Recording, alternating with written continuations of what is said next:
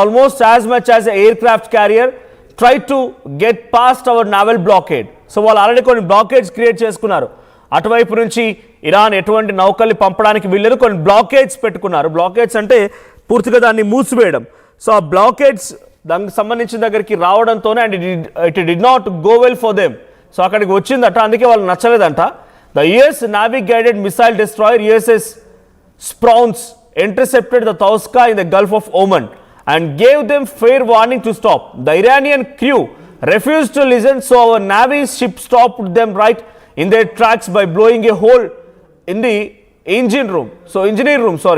So అక్కడ ఏం చెప్తున్నారు, అక్కడ మేము వారిని వార్నింగ్ ఇచ్చాము, ఆగిపోవాలి, మేము బ్లాకేడ్ చేశాము, ఎట్టి పరిస్థితుల్లో మీరు కదలడానికి వీల్లేదని చెప్పి ఇటు యుఎస్ వార్షిప్ నుంచి వార్నింగ్ కూడా వెళ్ళిందంట.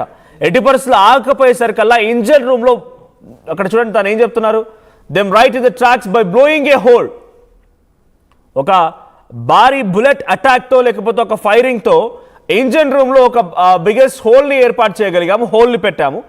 Right now US marines have custody of the whistle. So దానికి మేము కస్టడీలోకి తీసుకున్నాము. The Tauska is under US Treasury sanctions because of their prior history of illegal activity. We have full custody of the ship and are seeing what's on board అని చెప్పి ఆయన చెప్తున్నమాట. So దాన్ని పూర్తిగా స్వాధీనపరుచుకున్నాం. ముందుగా గల్ఫ్ ఆఫ్ ఓమన్ దగ్గర వాటిని మేము షిప్ని స్వాధీనపరుచుకున్నాము. అటుగా వస్తోంది, బ్లాకేడ్ని దాటేసి వస్తున్న క్రమంలో దాన్ని అడ్డుకొని ఆ ఇంజన్ రూమ్లో బొక్క పెట్టి దాన్ని అడ్డుకునే ప్రయత్నం చేశామనేటువంటి మాట ఇటు అమెరికా అధ్యక్షుడు డొనాల్డ్ ట్రంప్ చేసిన ట్వీట్. అయితే ఇప్పటివరకు యుఎస్ వార్షిప్స్ ఎక్కడెక్కడ ఏ రకంగా ఉన్నాయంటే, యుఎస్ వార్షిప్లకు సంబంధించి ప్రజెంట్ ఎయిర్క్రాఫ్ట్ క్యారియర్లు USS Abraham Lincoln and USS Gerald R Ford. ఇటు అబ్రహం లింకన్ ఏమో అరేబియన్ సీలో గస్తీ కాస్తోంది, USS జెరాల్డ్ ఆర్ ఫోర్డ్ ఏమో రెడ్ సీ దగ్గర గస్తీ కాస్తోంది. ఇవి చాలా కీలకమైనటువంటి ఎయిర్క్రాఫ్ట్ క్యారియర్లు. ఇక మిసైల్ డిస్ట్రాయర్లకు సంబంధించి ఫ్రాంకీ పీటర్సన్ అది స్ట్రైట్ ఆఫ్ హార్మూజ్ దగ్గర లాంచ్ చేశారు. మైకేల్ మర్ఫీ అది హార్మూజ్ దగ్గరే ఉంది.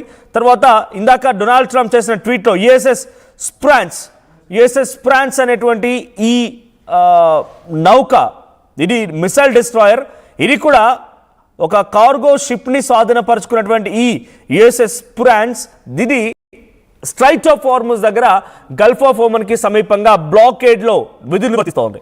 బ్లాకేడ్ చేయడానికి ఇది కూడా అక్కడ ఉపయోగపడుతోంది. అయితే దీని సహాయంతోనే ఇప్పుడు తౌస్కా అనేటువంటి ఆ నౌకని, బల్క్ క్యారియర్ని ఇరాన్కి సంబంధించిన దాన్ని స్వాధీనపరుచుకున్నారు. దానికి ప్రతీకారంలో భాగంగా ఇరాన్ పలు డ్రోన్ అటాకులు చేసింది. ఆ డ్రోన్ అటాక్లకు సంబంధించి విజువల్స్ మనం కింద సెకండ్ బాక్స్లో చూస్తున్నాం. ఒకసారి ఆ విజువల్ మీకోసం ప్లే చేసి చూపించే ప్రయత్నం చేస్తాను.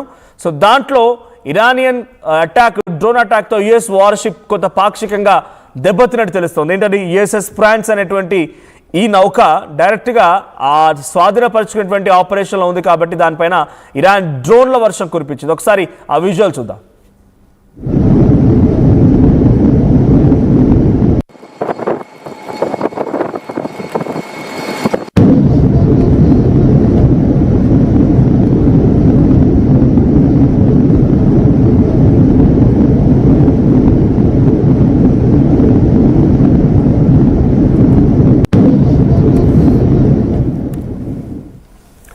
సో డ్రోన్ అటాక్ కారణంగా ఇరాన్కి సంబంధించిన డ్రోన్స్తో యుఎస్ వార్షిప్ పూర్తిగా దెబ్బతినిపోయింది. USS స్ప్రాన్స్ అనేటువంటి ఈ మిసైల్ డిస్ట్రాయర్ను ఉపయోగించి అటు ఇరాన్ తౌస్కా అనేటువంటి నౌకని స్వాధీనపరుచుకున్న అమెరికా అది డొనాల్డ్ ట్రంప్ ట్వీట్ చేసిన తర్వాత ఇరాన్ ఈ అటాక్ పాల్పడింది. అయితే ఇప్పటికీ April 22 అంటే ఆల్మోస్ట్ రేపు వీళ్ళకి సంబంధించి తీసుకున్నటువంటి సీజ్ఫైర్ అండర్స్టాండింగ్ ముగియబోతోంది. సో April 8న వాళ్ళు 2 weeks ఆఫ్ సీజ్ఫైర్ అనౌన్స్ చేశారు యాజ్ పర్ ఇండియన్ టైమింగ్.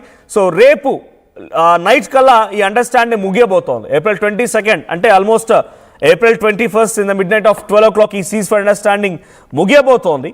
రేపో మాపో మళ్ళీ రెండో విడత చర్చలకు సిద్ధంగా ఉన్నాం, చర్చలు జరుపుదామని రకంగా వాళ్ళు భావిస్తూ ఉన్నారు. కానీ ఇది ఎంత మేరకు పాసిబుల్ అవుతుంది, ఎంత మేర వీళ్ళు నిజంగానే చర్చలు పెడతారు, ఈ యుద్ధాన్ని ఆపుతారనే చూడాలి. బట్ మళ్ళీ యాజ్ ఆఫ్ నౌ ఈ యుద్ధం అయితే ఎస్కలేట్ అయిందని చెప్పాలి. ఈ యుద్ధం ఎస్కలేట్ అయింది. మళ్ళీ యుఎస్ వార్షిప్ పై ఇరాన్ అటాక్ చేయడం, ఇరాన్కి సంబంధించినటువంటి నౌక పూర్తిగా అమెరికా స్వాధీనం చేసుకోవడం వరుస క్రమంలో జరుగుతున్న ఈవెంట్స్తో మరీ ఒకసారి ఆ స్ట్రైట్ ఆఫ్ హార్మూజ్ అగ్నిగుండంగా మారింది. సో స్ట్రైట్ ఆఫ్ హార్మూజ్ వెంట ఇంకా ఈ దాడులు కొనసాగే అవకాశం ఉంది. ఇప్పుడు యుఎస్ వార్షిప్ పై డ్రోన్ అటాక్ని ఈ అమెరికా కూడా చాలా సీరియస్గా తీసుకోబోతోంది. అమెరికా కూడా చాలా భయంకరమైనటువంటి దాడితోనే మళ్ళీ ఇరాన్కి సమాధానం ఇచ్చే అవకాశం కూడా ఉంది. సో మరి రెండో విడత సీజ్ ఫైరింగ్ చర్చలు జరుగుతాయా, లేదు ఇంకా అటాక్స్ జరుగుతాయని చూడాలి. బట్ యాజ్ ఆఫ్ నౌ ఈ అటాక్స్ మాత్రం కొనసాగుతున్నాయి.